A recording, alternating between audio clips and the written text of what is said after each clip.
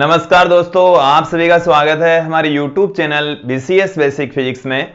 आज के इस वीडियो में हम एक टॉपिक लेकर चल रहे हैं परमाणु द्रव्यमान मात्रक। परमाणु द्रव्यमान मात्रक द्रव्यमान की सबसे छोटी इकाई होती है। द्रव्यमान का मापन हम किलोग्राम में करते हैं, लेकिन किलोग्राम बड़े द्रव्यमानों को मापने के लिए हम यूज में लेते हैं। अति सूक्ष्म द्रव्यमान का मापन करने के लिए हम एक द्रव्यमान की छोटी इकाई यहां पर यूज में लेंगे और वो है परमाणु द्रव्यमान मात्रक। जैसे हम इलेक्ट्रॉन का द्रव्यमान, प्रोटॉन, न्यूट्रॉन और जो परमाणुओं का द्रव्यमान है वो हम परमाणु द्रव्यमान मात्रक, जिसे हम एटॉमिक मास यूनिट कह रहे हैं, इसमें मापन करेंगे।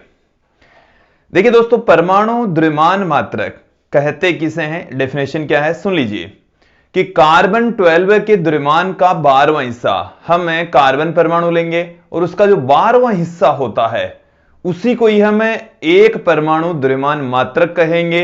अर्थात कार्बन 12 का द्रव्यमान का मापन हम द्रव्यमान स्पेक्ट्रोमीटर से फाइंड आउट कर लेंगे और जब उसको 12 से डिवाइड करेंगे तो हमें परमाणु द्रव्यमान मात्रक प्राप्त होगा। दोस्तों, तो हम यहां पर इस वीडियो में देखेंगे कि परमाणु द्रव्यमान मात्रक होता क्या है और हम अति सूक्ष्म पार्टिकल्स जैसे इलेक्ट्रॉन, प्रोटॉन, न्यूट्रॉन, हाइड्रोजन परमाणु, इनका द्रव्यमान एटॉमिक मास यूनिट में कितना होता है यह भी इस वीडियो में आप देखेंगे। तो देखिए दोस्तों, इस वीडियो को स्टार्ट करते हैं। सबसे पहले हम परमाणु द्रव्यमान मात्रक की परिभाषा इसकी क्या है। कार्बन परमाणु, जो कार्बन 12 है, उसके द्रव्यमान का 12वां हिस्सा, कार्बन परमाणु आप ले रहे हैं C612 के द्रव्यमान का 12वां हिस्सा के द्रव्यमान का 12वां हिस्सा परमाणु द्रव्यमान मात्रक कहलाता है। परमाणु द्रव्यमान मात्रक कहलाता है।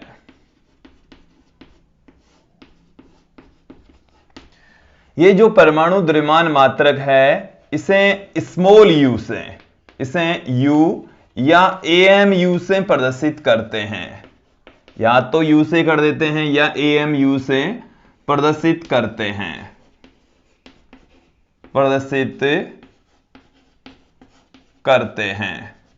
U या AMU से इसे प्रदर्शित किया जाता है। दोस्तों, कैसे लिख सकते हैं हम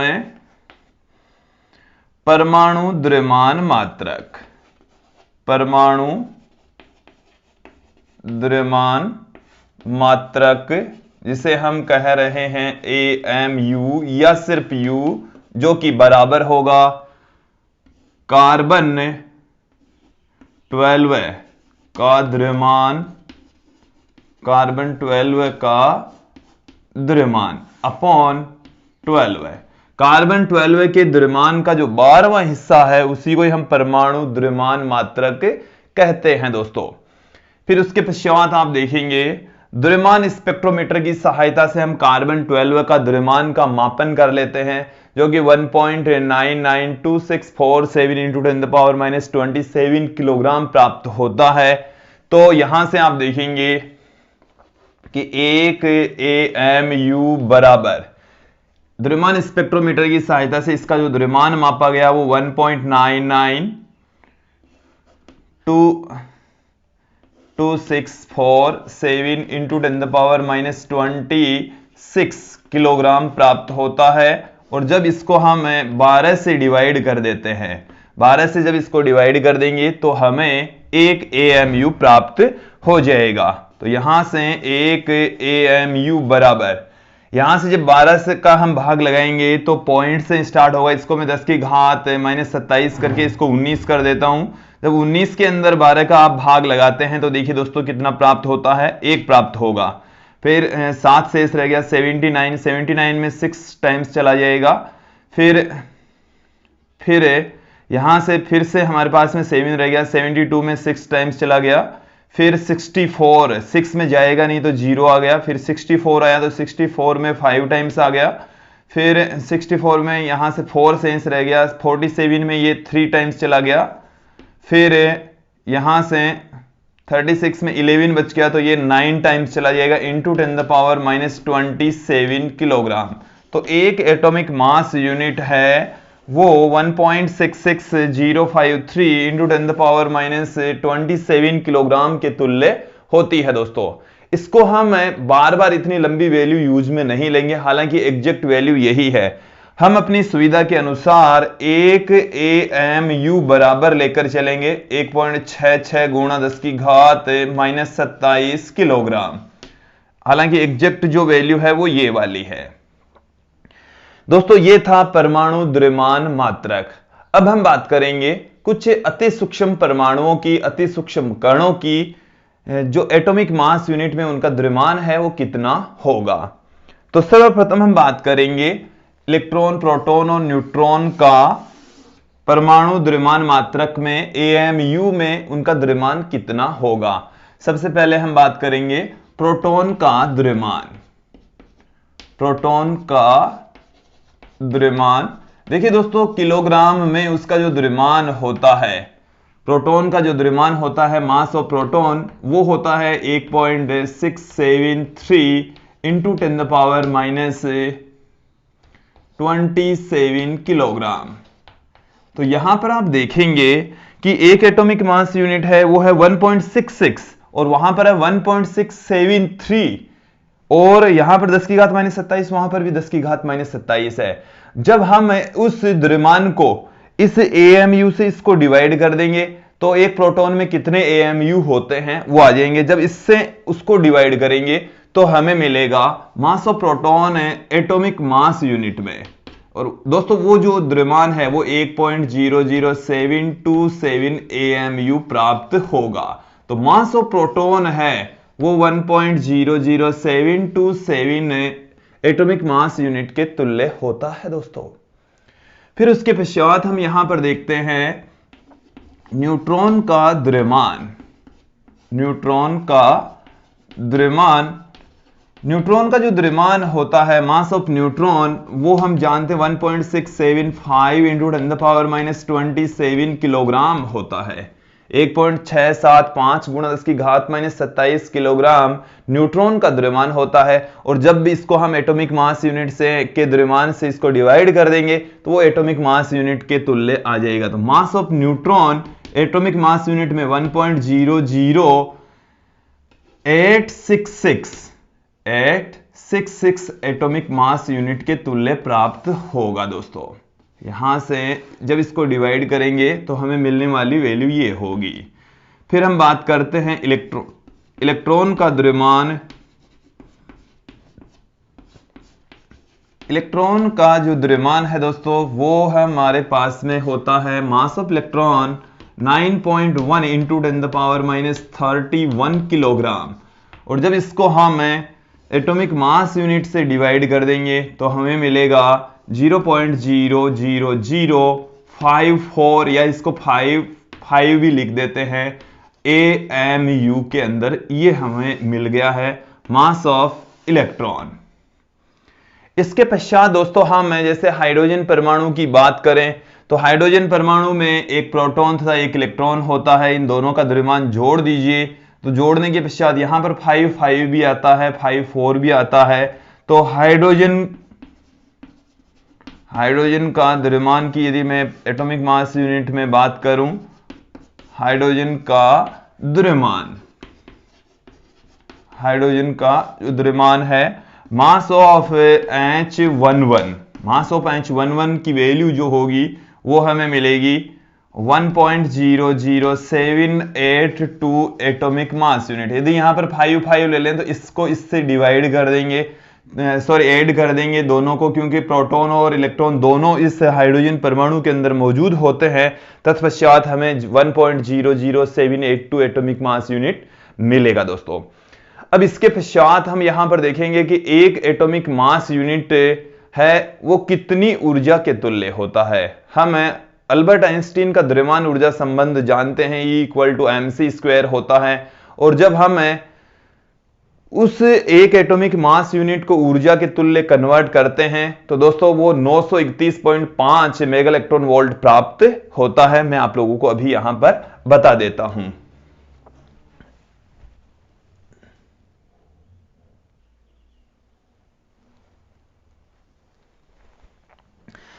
देखिए दोस्तों, हम एक एटॉमिक मास यूनिट को ऊर्जा में कन्वर्ट करते हैं। हम जानते हैं आइंस्टीन के द्रव्यमान ऊर्जा संबंध से, हम जानते हैं आइंस्टीन के द्रव्यमान ऊर्जा संबंध से,